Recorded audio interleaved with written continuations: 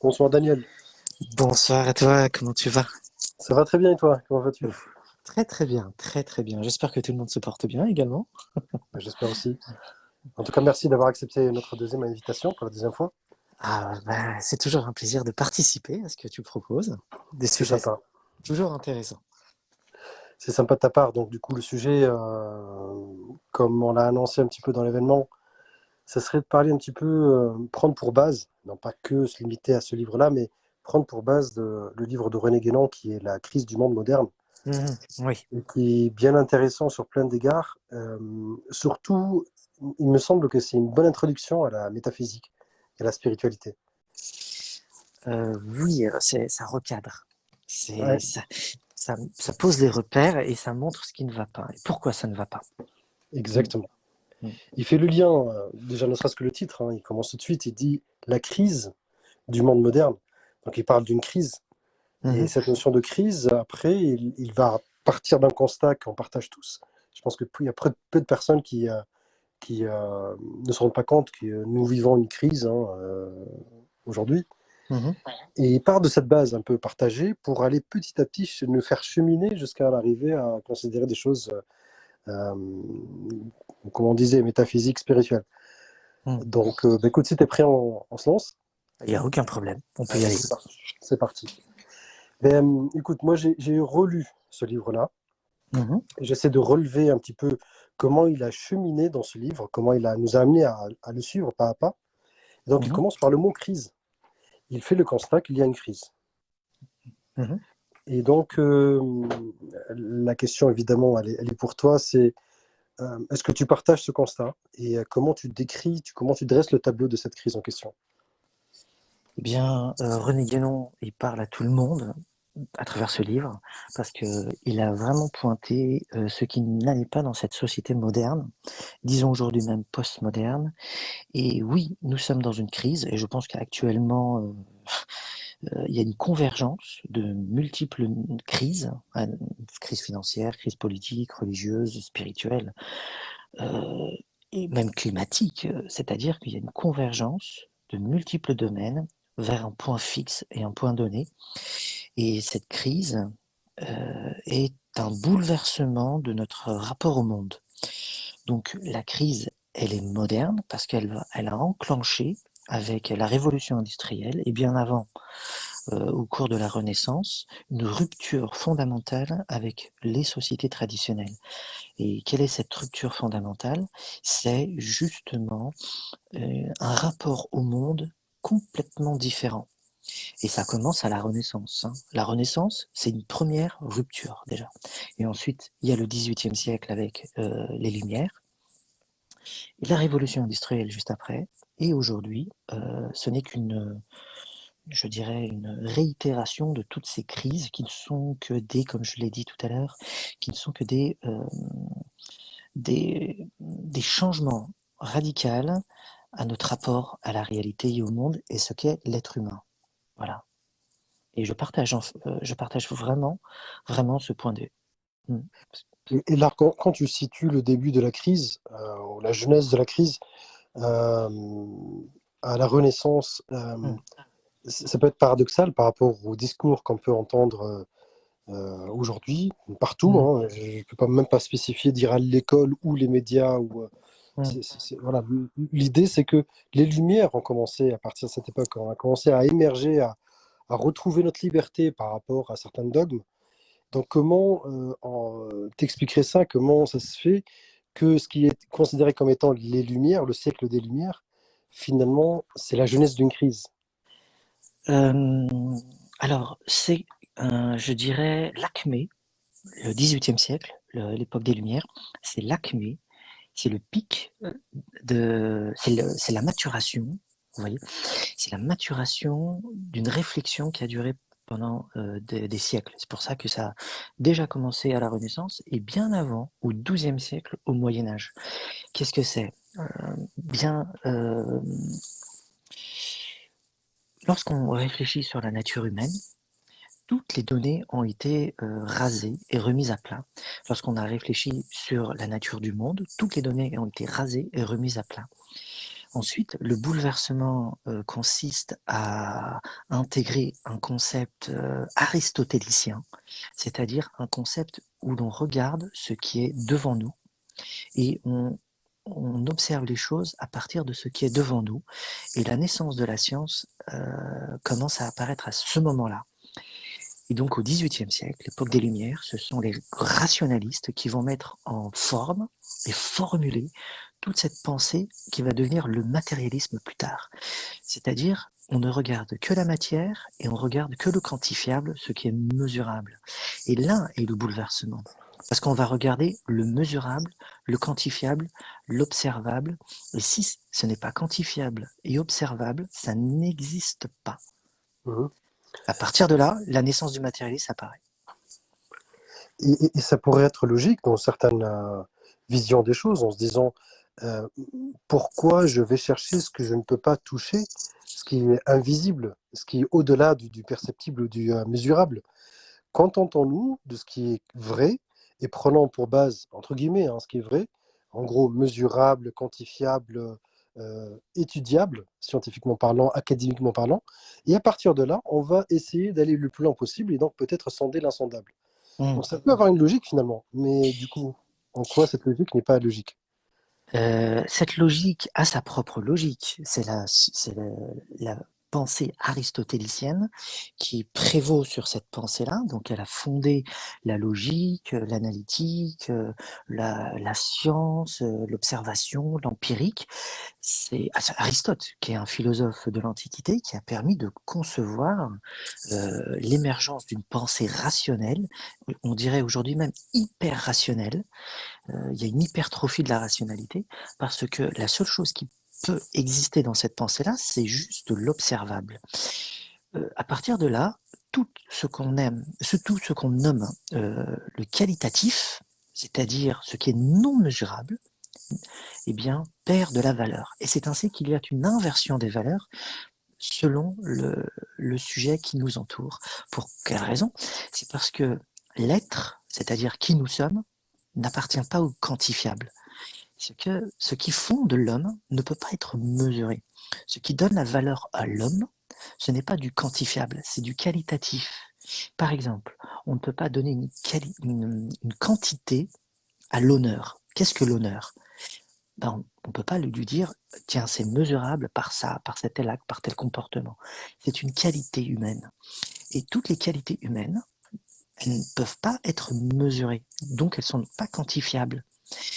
Ça veut dire la dignité, les valeurs dites qui font de l'homme, je dirais, une personne haute, estimable, emplie de valeurs, riche intérieurement, eh bien tout le monde de l'intériorité de l'homme va disparaître parce que ça ne va pas être mesurable ni quantifiable. C'est ainsi que la science ne peut que percevoir et la rationalité ne pourra que percevoir et analyser ce qui est observable du point de vue du regard mathématique. Et à partir de là, euh, tout le rapport intérieur à l'homme va disparaître. C'est ainsi que la métaphysique va être sacrifiée, décapitée. Ça a commencé par Kant, mais Kant voulait refondre une nouvelle métaphysique plus profonde. On a abandonné cette œuvre et on l'a laissée qu'au mesurable. C'est ainsi que la métaphysique n'existe plus aujourd'hui. Il n'y a que de la physique. Métaphysique, ça veut dire simplement ce qui est au-delà du physique, c'est-à-dire le monde du qualitatif, ça n'existe plus. Et il ne reste que de la physique, c'est-à-dire du quantitatif. Donc on ne regarde plus l'intériorité humaine, ce qui donne la valeur aux choses. Et donc la seule valeur qui existe, c'est là l'inversion des valeurs, c'est le quantifiable. Et qu'est-ce qui est quantifiable? C'est ce qui est mathématiquement mesurable. Et donc à partir de là, la dignité n'a plus de valeur. Ce qui compte, c'est l'extériorité de la personne, c'est l'efficacité, c'est la productivité, c'est ce qu'il est capable de donner à une société et qui peut être mesuré. C'est ainsi, lorsqu'il parle, est-ce qu'il parle bien? C'est mesurable. Lorsqu'il se comporte, il se comporte bien, c'est mesurable, et ainsi de suite. L'observation. Et il y a un écroulement dans notre société de la spiritualité à cause de ça. Il y a un écroulement également de la psychologie où on va essayer de chercher que des notions quantifiables, et c'est ainsi que les neurosciences en psychologie sont prépondérantes. Et ensuite, il y a un abandon complet du langage symbolique, du langage mythologique, du langage spirituel, des religions. Tout ça est relayé comme étant non scientifique, non pertinent et même sans valeur. Alors ça nous ramène un petit peu à la question de l'âge d'or de l'humanité et l'âge sombre de l'humanité. L'âge d'or, c'était une époque où les gens, en majorité, étaient éveillés à ce qui est au-delà de ce qui est perceptible par les cinq sens. Ils voyaient, ils avaient d'autres sens de perception, ils avaient un autre œil ouvert autre que les yeux physiques. Et donc ils percevaient ce qui est au-delà du physique. Aujourd'hui, les choses se sont inversées. On arrive à suivre le discours et à envisager une idéologie, en tout cas l'idéologie dominante philosophiquement parlant, c'est l'idéologie des non-initiés, des gens qui ne sont plus en mesure de voir ce qui est au-delà de la perception physique. Donc comme on l'a dit la dernière fois, ça suit, c'est la logique tout simplement des lois cosmiques. C'est ça. Mmh. Donc les lois cosmiques vont dans un sens d'éloignement par rapport au principe. Donc les gens éveillés tendent à se réduire le nombre et en qualité. Et on en arrive aujourd'hui à un monde dans lequel on perçoit les choses à l'envers, on perçoit les choses avec nos cinq sens et pas au-delà. On n'envisage pas qu'on puisse voir avec autre chose que les cinq sens, d'où la science, d'où le mesurable, d'où la matérialité, la philosophie matérialiste. Donc la question c'est, et au final, cette logique matérialiste, ça donne quoi comme résultat aujourd'hui? Comment Bah, est-ce les que crises, finalement, hein. est-ce qu'elle répond aux promesses qu'elle nous a données avant ou pas? Alors, plusieurs questions dans ta question. Euh, Déjà, le monde du quantifiable ne se confine pas juste à la science, mais c'est toute la société qui fonctionne que de cette manière-là. C'est ainsi que nous sommes des numéros dans la société. On a juste à voir la sécurité sociale, dans l'administration.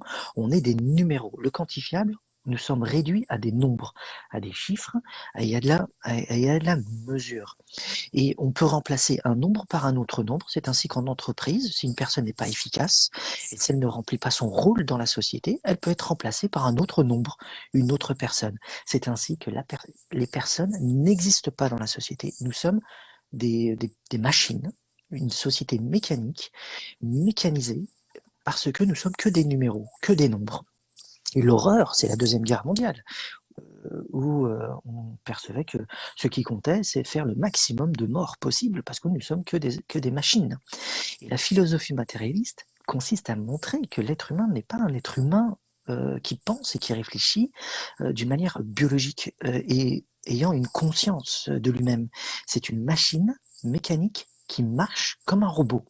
C'est ainsi qu'aujourd'hui, on a un aboutissement de tout ça, qui est le transhumanisme. C'est juste, encore une fois, le prolongement de ce matérialisme. C'est la biotechnologie, la capacité des nanotechnologies à remplacer certains organes, et la régénérescence pour rechercher l'immortalité avec le corps humain, c'est le transhumanisme. Donc, et ça nous touche non pas uniquement en biologie, non pas uniquement en politique, et parce que maintenant en politique c'est la démocratie.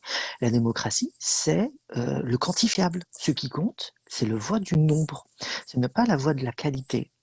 Et à partir de là, la démocratie telle qu'on la connaît aujourd'hui, c'est une démocratie du nombre. C'est le règne de la quantité, comme disait René Guénon. Et on a toute une philosophie derrière ça matérialiste qui considère que l'être humain est une machine, une mécanique, un robot, et tout est fonctionnel de cette manière-là. Et lorsqu'on écoute même les physiciens, par exemple, on parle de mécanique quantique, parce que l'univers lui-même est une mécanique. C'est une machine. Et ça fonctionne de cette manière-là. Parce que tout est mécanique, eh bien, le règne de la quantité considère que l'être humain doit être déshumanisé. Et qu'est-ce que la déshumanisation de l'homme? C'est le profit par le nombre. Et donc là, on est dans le capitalisme. On va capitaliser l'homme comme un citron, on va le presser comme un citron pour qu'on puisse en dégager le maximum d'énergie. Et une fois qu'il n'est plus fonctionnel dans sa mécanique, on le jette comme un robot ou on le jette comme un numéro et on le remplace. C'est la déshumanisation de la société. C'est ainsi que nous souffrons tous, nous sommes tous en train de souffrir parce que personne ne trouve sa place, parce que les repères ne sont pas dans le quantifiable, les repères sont dans le qualitatif. Et le règne de la quantité est partout, partout, partout. Lorsqu'on fait nos études, c'est le règne de la quantité. Ce qu'on nous demande de faire, c'est d'apprendre la quantité de savoir qu'on nous demande d'avaler et de recracher par la suite dans nos examens. On ne nous demande pas de réfléchir et de réfléchir d'une manière qualitative, c'est-à-dire avoir un regard autre et différent et faire mûrir la réflexion. On nous demande de recracher ce qu'on nous a appris. Et à partir de là, ce règne de la quantité détruit tout ce qui constitue réellement l'être humain.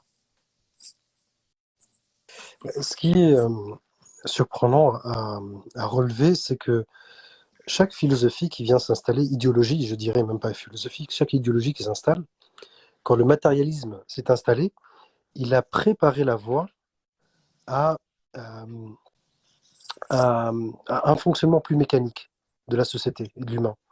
En gros, chaque idéologie, j'ai l'impression, elle vient, il y a comme une suite logique entre les différentes idéologies ou bien mouvements philosophiques qui se succèdent à travers les siècles, pour en aboutir aujourd'hui, en fait, en quelque part, à la quintessence ou l'extrême de cette marche idéologique. Je ne sais pas si tu vois ce que je veux dire. C'est que ça commence par une petite façon de voir les choses qui vient se renforcer et elle va préparer la voie vers l'autre. Et à chaque fois, on va encore plus loin dans cette logique. Et, et là, aujourd'hui, tu parles de transhumanisme. Est-ce que c'est le bout? Est-ce qu'on touche le mur, le fond? Ou est-ce qu'il y a encore un au-delà dans le règne Non, de non, la quantité? oui, le règne de la quantité, c'est le règne de la fragmentation. Et donc, on peut toujours fragmenter à l'infini. Il n'y a jamais de fin dans la fragmentation. Et l'homme est fragmenté, les sciences sont fragmentées, la société est fragmentée, et le règne de la quantité, ben, il n'y a jamais de fin. Donc, il y aura toujours un fond. Et plus on invente de théories sur d'anciennes théories, plus il y aura encore de fragmentation, parce que chaque théorie qui vient remplacer une autre ou qui vient la compléter ne vient que parachever, compléter et fragmenter davantage quelque chose qui était déjà fragmenté. Et donc c'est la fragmentation de la fragmentation. Et l'homme se perd dans la multiplicité. Et c'est ainsi que l'homme est complètement, je dirais, perdu dans tout ce qu'on lui propose, parce qu'on lui dit viens ici, c'est très bien, et puis il regarde ici, et puis il découvre qu'il y a autre chose encore, et il passera toute sa vie, à chercher, parce qu'il n'y a que des fragments.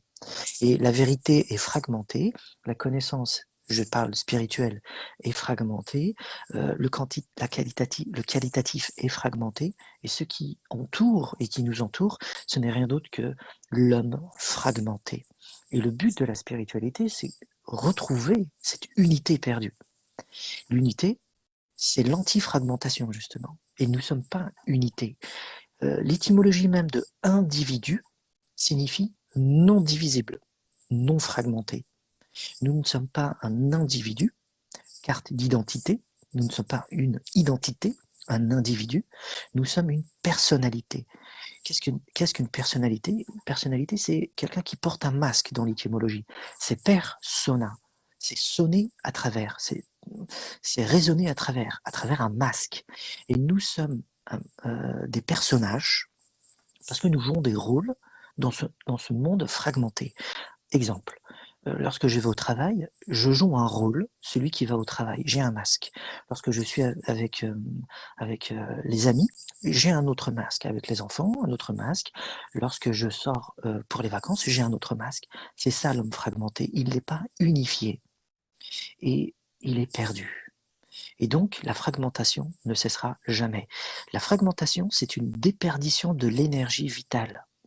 Et ce qu'il y a d'intéressant, selon un rapport spirituel et symbolique, c'est que la société se nourrit de notre propre énergie vitale. C'est comme une batterie. Elle absorbe notre énergie, elle s'en nourrit jusqu'à notre épuisement. C'est ainsi que nous ne pouvons pas vivre et nous ne trouvons plus notre place et rien qui nous entoure ne permet de nous réunifier. Voilà un peu le topo. Et le transhumanisme n'est qu'un prolongement et c'est pas encore fini. C'est pas encore fini. Il va y avoir d'autres choses. Alors, c'est pas encore fini.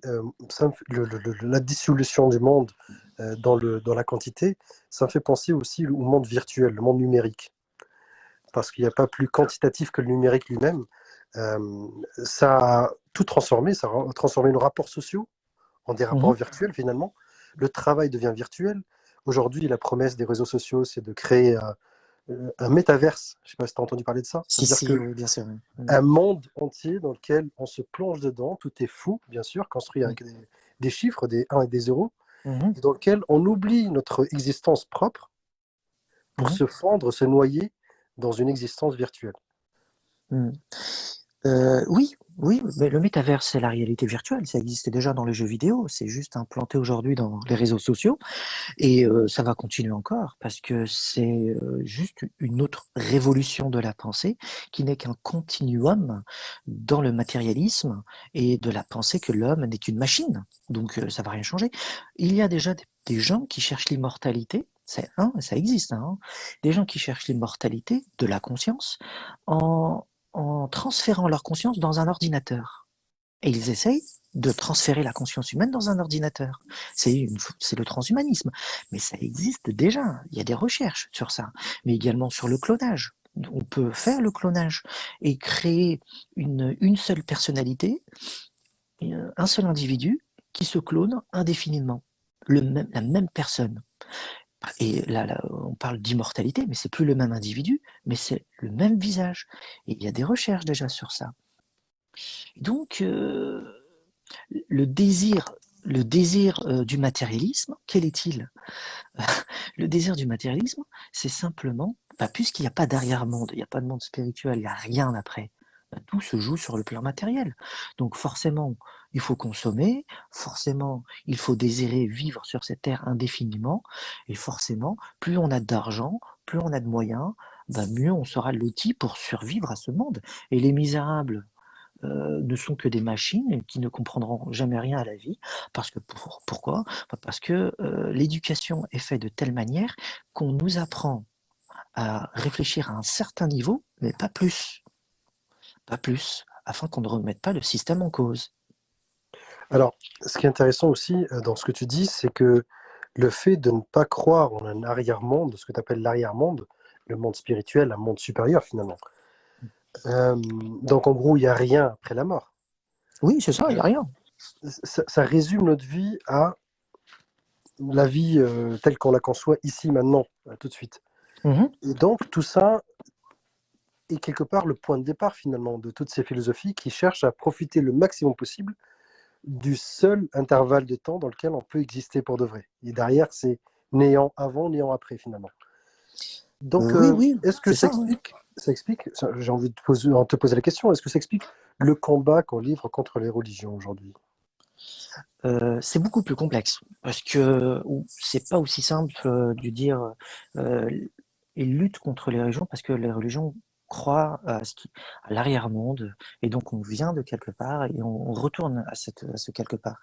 C'est beaucoup plus complexe. C'est que les religions, prenons le cas du christianisme en Occident, au 19e siècle, le christianisme a été complètement moribond à l'intérieur, déspiritualisé, à tel point que c'est devenu que un ensemble de rituels tellement moralisants que Nietzsche, le grand philosophe du 19e siècle, début 20e siècle, Nietzsche a écrit de grands pamphlets et a écrit de très grands textes, il n'y a pas que lui, il y en a plein d'autres, hein, contre le christianisme. Et le christianisme, c'est le problème de cette époque-là, c'était une coquille vide à ce moment-là. C'était une coquille où, même si cette religion croyait aux arrière-mondes, elle était moralisante. Faites ceci, faites cela parce que vous allez au paradis, faites pas cela parce que vous allez en enfer. C'est-à-dire que la dimension spirituelle, la dimension métaphysique n'existe plus. Et la crise du christianisme au XIXe siècle a été profonde. Et le matérialisme a pris de l'ampleur à ce moment-là. Donc, c'est pas juste une histoire de croyance entre le christianisme ou le matérialisme, hein, sur l'arrière-monde. C'est également un rapport social. Et c'est la même chose avec les religions monothéistes, prenons le cas avec l'islam aujourd'hui, qui subit de plein fouet ce problème-là. C'est que l'islam d'aujourd'hui, je dirais celle qui se fait entendre et voir au grand nombre, c'est une coquille vide. C'est une coquille parce qu'elle ne parle que de morale. La spiritualité, c'est pas la morale. La spiritualité, ce n'est pas le rituel. C'est-à-dire faire les saintes prières, aller au pèlerinage et autres. Eh bien, l'islam dominant aujourd'hui reproduit à notre échelle et à notre époque ce que le christianisme avait vécu au XIXe siècle et même avant. Et donc, quand on regarde aujourd'hui le matérialisme, et d'un côté on regarde une religion qui est une coquille vide, très moralisante, eh bien les gens qui y rentrent, ils n'y restent pas longtemps. Et là, c'est le problème. C'est-à-dire qu'il faut donner du contenu, et le contenu, c'est la spiritualité. Et qu'est-ce que la spiritualité? C'est pas la morale, et c'est pas du matérialisme, c'est autre chose. C'est une dimension verticale qui permet de transformer l'être humain. Transformer parce qu'il saisit qu'il y a quelque chose qui se joue en lui, qui se situe par-delà son corps et par-delà son âme. Et donc, il est en contact avec cette dimension-là. Alors, aujourd'hui, l'anti-religieux en France est très fort, et c'est pas nouveau. Ça existait déjà au XIXe siècle. C'est juste un retour à cette envie de se débarrasser de quelque chose qui a été un carcan. Et en vérité, en France, l'histoire française n'est pas celle de l'Angleterre, ni celle de l'Allemagne, ni celle de l'Espagne. On est en France, donc on parle de la France, et on a l'impression que ça s'est passé partout pareil. Pas du tout. Pas du tout. Il n'y a pas eu ce même problème partout. En France, nous avons été traumatisés. Il y a, pour dire les choses simplement à travers un mot et un terme psychologique, qui est un traumatisme transgénérationnel. En France, il y a un traumatisme transgénérationnel. Il y a eu des guerres de religion effroyables en France entre les catholiques et les protestants. Il y a eu l'esclavage, et ça aussi, ça a été fait au nom de la religion. Il y a eu les colonisations, ça aussi, ça a été fait au nom de la religion. Et il y a eu également, je dirais, la moralisation du 19e siècle, où la religion était castratrice et anti-scientifique. Et ça aussi, il y a eu un trauma par rapport à ça. Et donc, c'est une accumulation de traumas où aujourd'hui, on n'a plus envie d'entendre parler de religion. Donc c'est plus complexe la question. Est-ce que j'ai été clair? Oui, tout à fait clair, tout à fait clair. Après, c'est vrai que je pose la question dans le sens où la religion est censée, je ne dis Mm. pas qu'elle le fait, mais elle est censée être la porteuse d'une perspective qui dépasse la vie matérielle. Mm. C'est elle qui porte ce discours-là à travers ses livres sacrés, à Oui. travers ses traditions, à Mm. travers l'histoire des prophètes, ce qu'on appelle les prophètes. Mm. Et donc, depuis, il y a une dégénérescence des religions qui ont Mhm. perdu la spiritualité et n'ont maintenu finalement que ce qu'on appelle l'exotérisme, ça veut dire les pratiques extérieures, C'est les ça. outils, les outils, Mhm. mais sans la finalité des outils. C'est Et ça. donc, on en a C'est un corps sans âme. un corps sans âme, exactement. Mhm. L'écorce sans le noyau, enfin, je C'est sais plus quoi. ça. Voilà, Consistance. C'est comme si exactement. on prenait de la crème fraîche allégée. C'est Oui, oui, 0% de matière grasse. Il n'y a rien dedans. c'est ça. Ça a le goût de la crème, ça a la Mm. consistance de la crème, ça a la couleur de la crème, Mais ça ne mais l'est ce n'est pas. pas de la crème. C'est ça.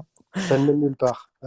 Donc, la dégénérescence des religions euh, a conduit finalement la société à se perdre finalement dans ce règne de la quantité dont on parle. Mhm. Et du coup, laisser place à des philosophies déviantes, enfin, ce qu'on appelle déviantes dans le sens où elles vont expliquer le monde avec un prisme un peu étroit et décrire la réalité avec toujours ce prisme étroit et de plus en plus étroit d'ailleurs. Et Mhm. on arrive aujourd'hui au monde dans lequel on est. Mhm. Maintenant, ce qui me semble être sûr, hein, après tu vas me dire ce que tu en penses toi, c'est Oui. que ces illusions, l'illusion de progrès, l'illusion de tout savoir à travers la science, l'illusion de se défaire du spirituel pour vivre pleinement dans le matériel, semblent se dissiper. Pas Mhm. totalement, pas clairement, pas partout, mais il y a comme des signes de dissipation de ce voile. Qu'est-ce que tu en penses, toi? Si, il y a un retour au spirituel, ça c'est certain. Je peux en témoigner parce que avec l'association que j'ai, Orphelia, qui existe depuis 7 ans maintenant, on est arrivé à un moment, il y a 7 ans, où il y avait une ouverture. Et depuis cette date, il y a de plus en plus de personnes qui s'intéressent à la question du spirituel. Et d'ailleurs, lorsqu'on observe réellement tout ce qui se passe, on est attentif aux choses qui nous entourent, eh bien, on remarque que même les publicités, les librairies, euh, là où la spiritualité n'avait pas lieu, dans certaines localités, eh bien, la spiritualité commence à se faire entendre. Mais ce qui prend le pas, ce n'est pas la spiritualité telle que nous l'entendons en tant qu'hommes spirituels, nous, hein, qui avons gardé, je dirais, une ancienne tradition. C'est un New Age, c'est-à-dire une version édulcorée de la spiritualité. Et c'est-à-dire, on parle des cristaux, on va parler du pouvoir de la chamane, sans que ce soit les personnes qui soient chamanes, ils ont fait un stage d'une semaine, ils deviennent chamanes. C'est du reiki, ils ont fait un stage d'une semaine, ils deviennent un maître reiki. C'est-à-dire que on est un retour au spirituel, mais c'est pas un retour au spirituel tel que on l'entend nous. C'est un retour à un monde de sens, en vérité. Les gens cherchent du sens parce qu'ils trouvent que le monde n'a plus de sens, ce qui est vrai, parce que le matérialisme ne répond plus aux besoins des gens. Et la demande est tellement constante qu'il y a une société marchande, capitaliste, qui profite de ça. Et cette société marchande, capitaliste, produit, produit le produit en lui-même parce qu'il y a des gens qui sont dans le besoin et qui demandent ça. Et on est encore une fois prisonnier d'une société marchande, bien que les gens demandent du monde, un monde de sens. Euh, et lorsqu'on y réfléchit bien correctement, on n'est pas sorti du matérialisme. On est aujourd'hui prisonnier à nouveau du matérialisme, mais on appelle ça le matérialisme spirituel. C'est pas de la spiritualité telle qu'elle est déployée aujourd'hui. On nous leurre indirectement parce que c'est du matérialisme spirituel ce qu'on nous montre.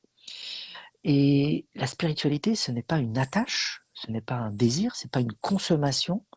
Et ce qu'on nous propose, c'est tout l'inverse de ce que fait la spiritualité. Et donc cette spiritualité marchande ou le matérialisme spirituel s'accompagne également de superstitions. Le retour au superstitieux est également extrêmement présent. Je prends un exemple, les heures miroirs. Je ne sais pas si vous avez déjà entendu les heures miroirs. On regarde notre montre et d'un coup, il y a 11h11, on se dit synchronicité. On emploie un concept inventé par un très grand psychanalyste qui s'appelle Carl Gustav Jung, qui a inventé le concept de synchronicité, qui est un concept très profond. On a réduit ça à une superstition en disant c'est un signe de voir 11-11. C'est du sens. Et quel est ce signe? Eh bien, ça veut dire quelque chose, il y a quelque chose qui veut me parler. C'est le retour au superstitieux, ça. Et donc, le retour au spirituel, c'est un retour aussi au superstitieux, mais aussi à la société marchande, mais aussi à une spiritualité matérialiste. J'étais clair, hein, j'espère. C'est tout à fait clair et c'est même, je dirais, intéressant. Évidemment, surtout que ce que tu dis me fait penser à une chose, un film. Il y a plein de films d'ailleurs qui sont intéressants. J'espère qu'on aura l'occasion d'en parler un petit peu. Mais Mhm, en gros, ce que tu appelles la société marchande, capitaliste, mhm. le système, l'esprit dominant, l'esprit moderne, qui est la somme de toutes les idéologies qui fonctionnent et qui prennent la place, arrive à récupérer la quête légitime de l'être humain vers du sens, vers la vérité finalement. Donc à chaque fois qu'une personne semble avoir des signes d'éveil et commence à se dire non, il y a quelque chose qui ne va pas, j'ai envie de trouver mieux, parce qu'il y a mieux que ça. Je ne peux pas me contenter de ça. Il y a du sens à cette vie. Je n'existe pas pour mourir et basta, et faire du compost. Il y a autre chose. Mais tout de suite, c'est happé, c'est récupéré par ce que tu viens de dire, en fait, des offres marchande de pseudo-spiritualité, de pseudo-initiation. Ce que Guénon appelle la contre-initiation, carrément. Enfin bref. Donc, y compris, ça va jusqu'à dans les écoles, hein. Donc, bon, ça, c'est un autre sujet encore, mais enfin, on en parlera, j'espère. Tous les mouvements libérateurs de l'enfant, New Age, machin truc. Mhm. Donc, on voit qu'il y a comme une entité spirituelle. Là, on va parler spiritualité d'une façon un peu plus directe et claire. Il y a Ouais. comme une entité spirituelle qui se nourrit de notre perdition et qui se bat pour sa survie, ce qui est normal. Et donc, elle s'arrange pour que chaque être humain soit endormi. Et même s'il commence à bouger un petit peu en montrant des signes d'éveil, ben, on va trouver un nouveau rêve dans lequel le plonger. Différent, avec d'autres formes, d'autres couleurs, d'autres discours, d'autres chansons, comme les sirènes d'Ulysse, pour qu'il soit, son cerveau, son esprit, repart pour encore un deuxième tour dans le labyrinthe qui lui a été construit de toutes pièces. Mhm. Oui, bah, tu as parfaitement résumé la chose. C'est le problème. C'est-à-dire que quand on a un éveil intérieur, euh, on cherche à trouver des repères, et les premiers repères que l'on trouve, c'est la société marchande, la société spirituelle marchande, ce qu'on appelle le business spiritual en anglais, et en français, on va l'appeler le matérialisme spirituel ou le spiritual business. Euh, c'est la première chose que l'on trouve, que ce soit dans les magasins ou sur Internet ou dans les réseaux sociaux. Et c'est une autre épreuve. Et ça, c'est une autre épreuve parce que ça appartient à un sous-produit du matérialisme. Là, on est dans le sous-produit du matérialisme. Euh, Par exemple, un autre exemple hein, avec le bio. Le bio est né, l'idée du bio, est née avec un spirituel dans les années 20.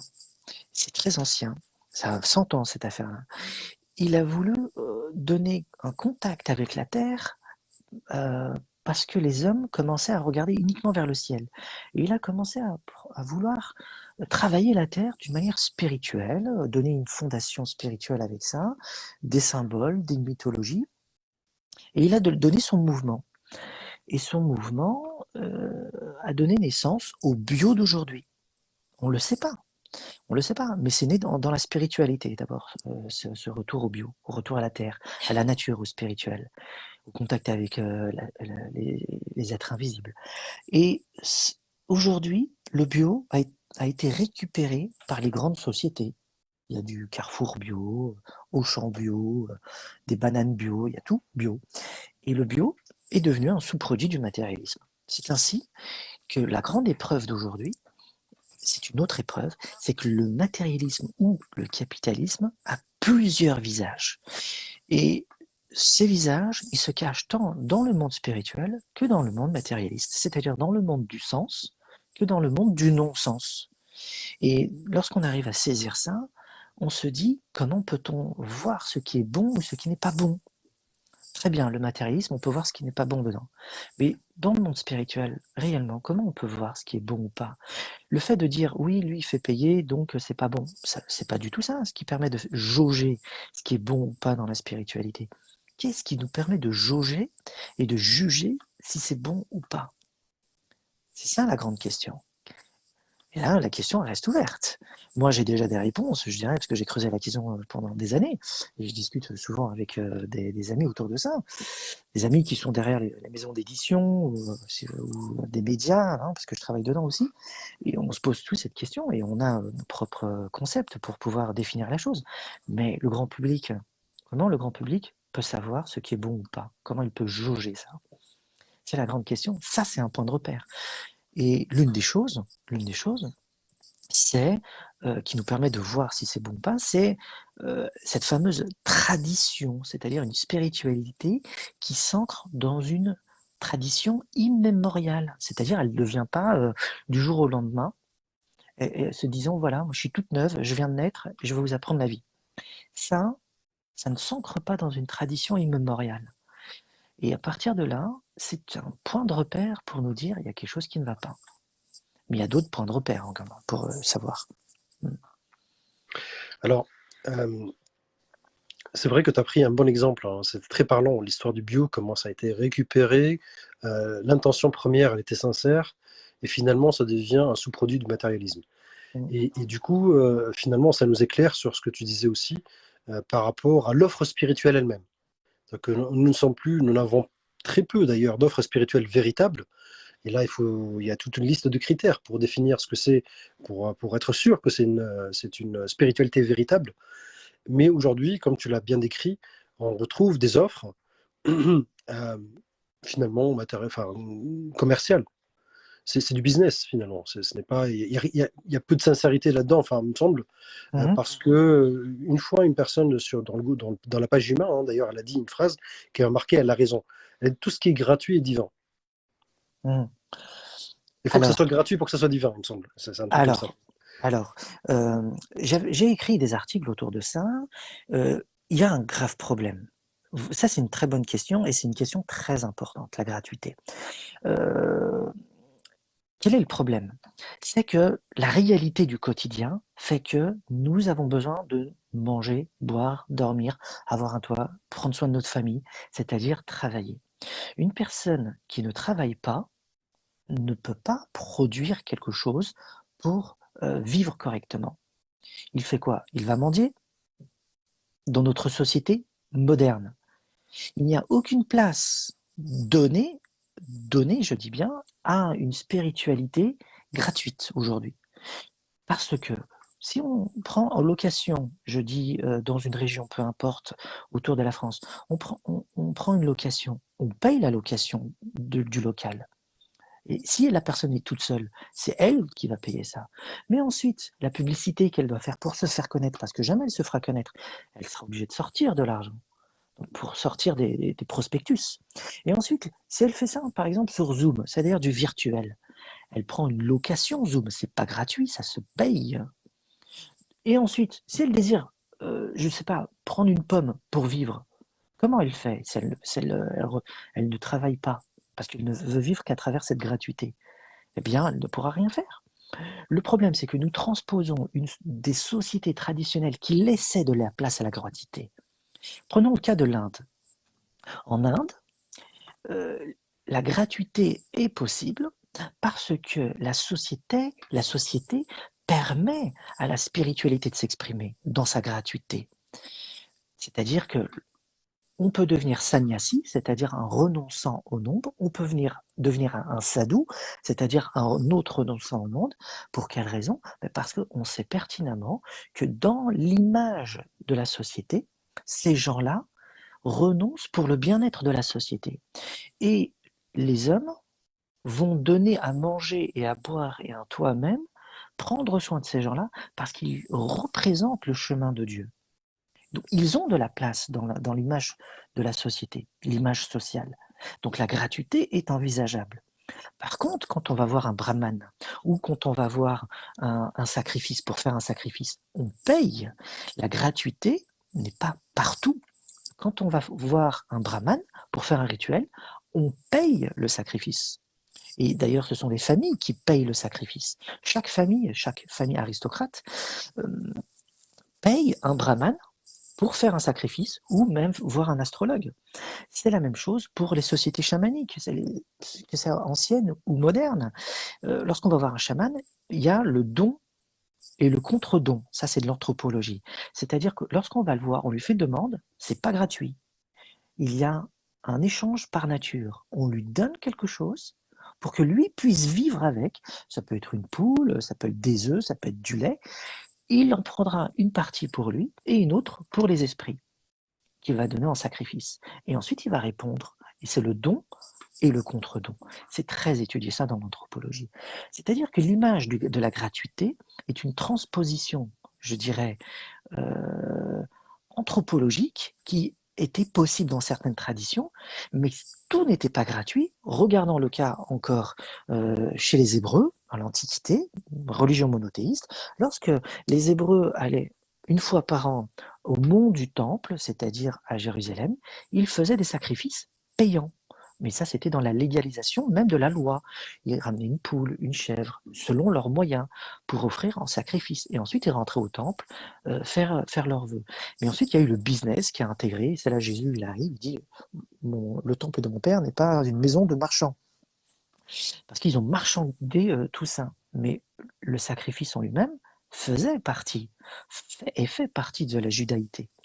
Et donc, ce qu'il faut comprendre, c'est que la gratuité est possible d'une part dans une société qui laisse de la place à la gratuité, et dans la société traditionnelle, tout n'est pas gratuit aussi. Il y a une part payante. Et ensuite, l'enseignement. Mais l'enseignement était entretenu, c'est-à-dire le maître enseignant, qu'il soit un maître chaman, un maître rishi de l'Inde, un maître taoïste, il était entretenu par l'État. C'est-à-dire que l'État offrait de la place à l'enseignement et le maître enseignant ne demandait rien en retour parce qu'il avait un moyen de subsistance. La question financière a toujours été présente depuis l'aube de l'humanité. Et les hommes ont répondu à cette question de différentes manières. Aujourd'hui, on a une idée, je dirais, de la tradition en disant que tout doit être gratuit. Mais dans une société moderne, on ne peut pas transposer la gratuité comme ça. Parce que dans la société, aujourd'hui, tout est payant. Et comment fait-on? Alors, on est clochard, on vit dans la rue, on se nourrit de rien, à part être, je dirais, derrière son bureau, je n'ai pas de famille et je suis entretenu par papa, maman, et je suis là en train de dire au monde, oui, la spiritualité c'est gratuit, mais parce que lui peut se le permettre, parce qu'il n'a rien à faire, il vit derrière papa, maman. Mais par contre, dès qu'il deviendra mature et adulte, qui devra prendre soin de lui et de sa famille et travailler, comment fait-il? Il ne faut pas se leurrer sur la question. Il faut la regarder en face et essayer d'y répondre honnêtement. Et donc la question anthropologique, elle est là. Comment fait-on? Et tu as raison de la poser, cette question. Surtout que tu parlais de Jésus, tu parlais d'une époque où il y a eu une forme il y a un glissement des religieux qui ont profité de la situation. Certains, pas tous, mais certains ont profité de la situation et d'un discours religieux sincère. Petit à petit, ça s'est transformé en un commerce. Oui, c'est connu. De toute Voilà, façon, dès qu'il y a du pèlerinage quelque part, il y a un lieu connu, on regarde Lourdes ou on regarde la Mecque, c'est devenu une société marchande. tout à fait. Je suis totalement d'accord avec toi et tu as bien raison.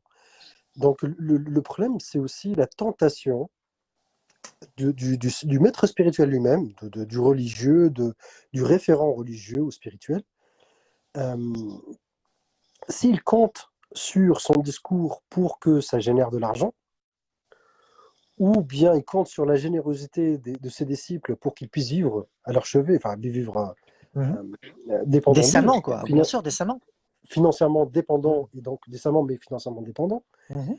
Il y a un équilibre qui est peut-être difficile à trouver, voire impossible à trouver, je ne sais pas, je ne l'ai pas essayé, mais un équilibre difficile entre être extrêmement honnête dans son discours, Bien mais sûr. l'honnêteté dans le discours suppose la critique de la personne que tu as en face de toi, Mhm.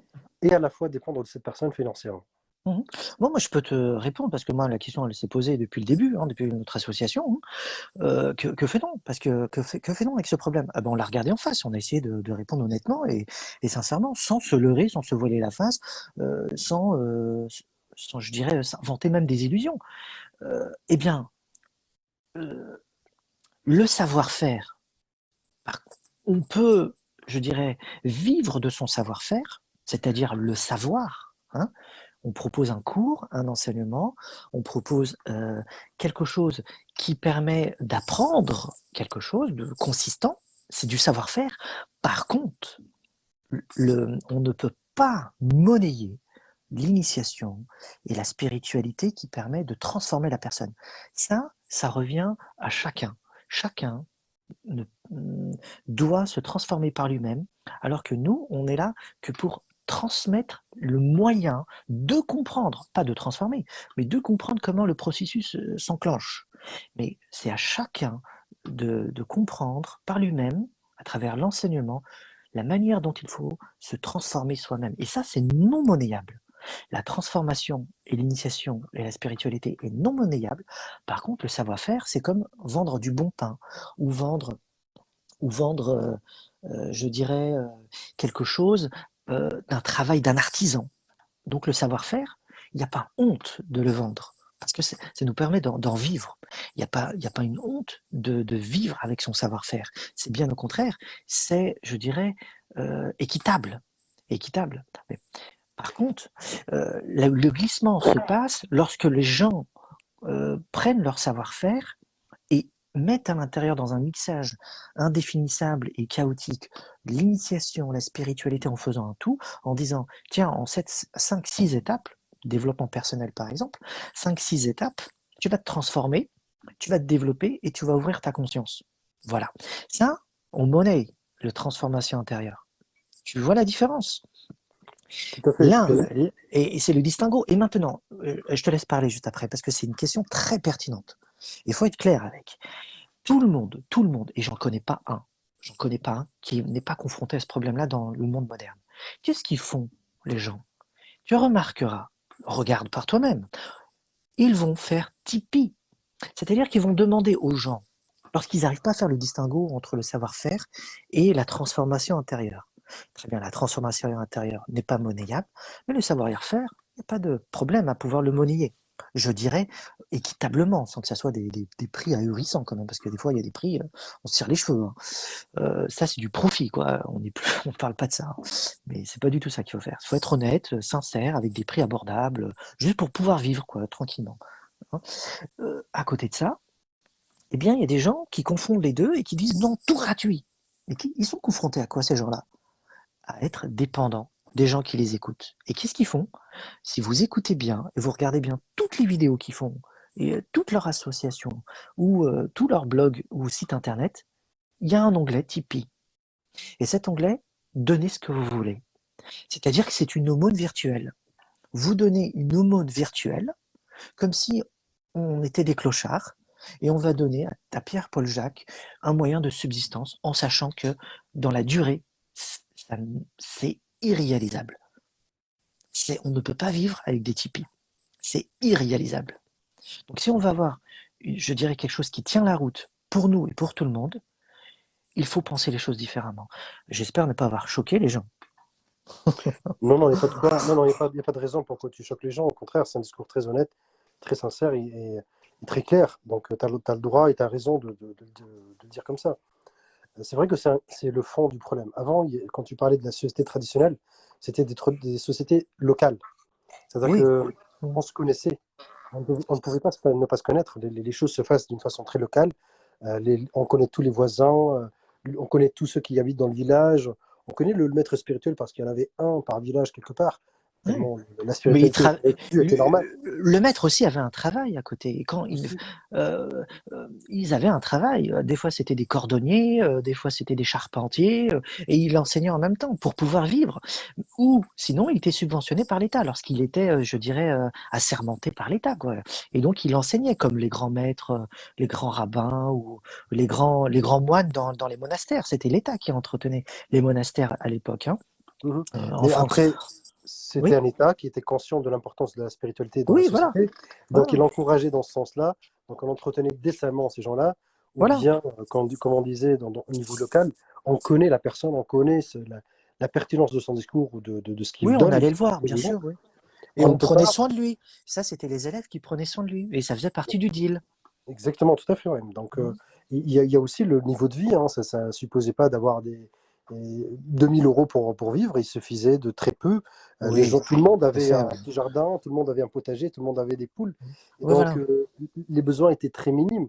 Mm. Donc, une personne pouvait avoir du temps. Et quand on parle de travail, c'est pas le travail d'aujourd'hui moderne. Donc, il n'y a pas euh, une injonction à la rentabilité, je sais pas comment on appelle ça, à l'efficacité ou le Mm. rendement. Mm. Euh, Travailler, c'était à la cool, dans le sens où c'est la saison, donc il faut y aller, on y va. Et après, il y a l'arrière-saison dans lequel les gens ont le temps de méditer, ont le temps de parler d'autres choses, Mm. développer leurs relations sociales. Donc, c'est vrai que le contexte est totalement différent d'aujourd'hui. Voilà, c'est ce qu'on appelle la transposition en psychologie ou en anthropologie.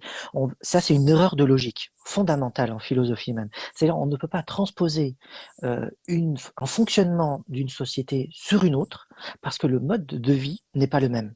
Et donc, lorsqu'on nous parle de tout gratuit, on transpose un mode de fonctionnement traditionnel qui avait ses propres règles sur la nôtre. Et là, c'est une erreur de logique, mais grave, parce que dans le réel, c'est impossible.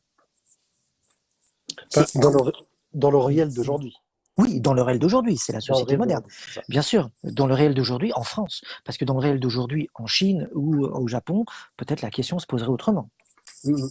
Et surtout que le réel d'aujourd'hui participe au problème. Ça veut dire qu'aujourd'hui, quand on en arrive à avoir des besoins financiers importants, matériels importants, un besoin de confort important, quand la société c'est chacun pour soi, donc on pense pas, et la spiritualité elle est perdue de vue, Mhm. tout ça participe au problème. Donc quand on parle d'un âge sombre, il est sombre à cause de tout ce contexte.